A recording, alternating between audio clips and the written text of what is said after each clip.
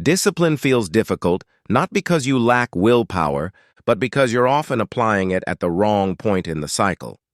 Most people think discipline is about forcing yourself to act, about pushing through resistance and overriding how you feel. When that resistance appears, they assume it means weakness, or that they're doing something wrong. Hermetic philosophy offers a different explanation, one that reframes resistance entirely. We're taught that discipline should feel firm and decisive, like a clear inner command that moves us forward. But for most people, discipline feels heavy, like swimming against a current.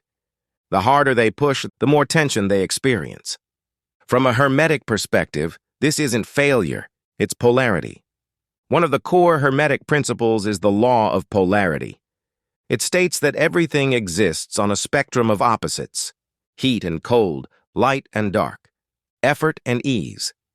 These opposites are not separate things. They are different degrees of the same thing. Discipline and resistance are not enemies. They are two ends of the same continuum. When you feel strong discipline, resistance exists quietly on the other end. When resistance becomes loud, discipline has not disappeared. It has simply shifted its position. Most people misunderstand this shift.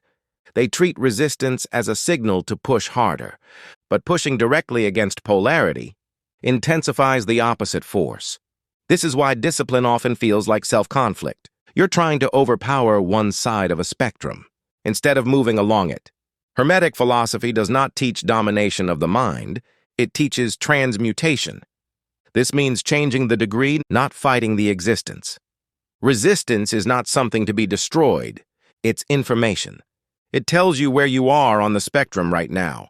Right a stance means you're asking for a level of action. That doesn't match your current state. This becomes clearer when you observe real life. Think about times when discipline feels effortless. You wake up focused. Decisions feel simple. Action flows without inner debate. You don't need to motivate yourself. Now think about times when discipline feels impossible. Every task feels heavier than it should. Even small actions feel draining. Most people treat these moments as moral failures. But Hermetic philosophy sees them as positional. You're not weak. You're simply at the opposite pole. This is where rhythm and polarity intersect. As your inner state moves, your relationship with effort shifts automatically. Trying to force discipline at the wrong pole creates friction. That friction is what most people experience as resistance. The mistake isn't wanting discipline. The mistake is demanding the same form of discipline in every state. Hermetic mastery is not rigid consistency. It's adaptive consistency. During high-energy phases, discipline looks like expansion. You initiate projects, you set structure, you move forward decisively. During low-energy phases, discipline looks different. It becomes maintenance, simplification, minimum viable action. But most people refuse this distinction. They believe discipline only counts when it feels hard. This belief quietly destroys momentum. When resistance appears, they interpret it as proof they're failing. They abandon structure entirely, or punish themselves for not meeting impossible standards. Hermetic philosophy offers a middle path.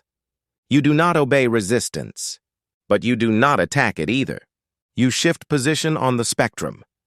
This is mental transmutation in practice, not positive thinking, not force, awareness.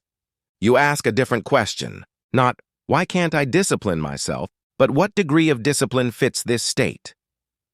Sometimes discipline means doing less, not more. Sometimes the most disciplined action is preserving continuity instead of chasing intensity. Over time, something interesting happens. When you stop fighting resistance, its grip weakens. The spectrum narrows. The swings soften. Discipline stops feeling like self-violence and starts feeling like alignment. This is why forcing habits rarely works long-term. They ignore polarity. They assume the same command should produce the same response in every internal state. But the mind doesn't work that way. And Hermetic philosophy never claimed it did. True discipline is not domination, it's placement. You place effort where it can move, not where it will be resisted. Once you understand this, discipline stops feeling like resistance. It becomes a quiet cooperation between intention and timing. If this helped clarify why discipline feels so difficult, the next video explains why you keep repeating the same mistakes and how the Hermetic law of cause and effect quietly drives that loop. It's linked here, and it builds directly on this insight.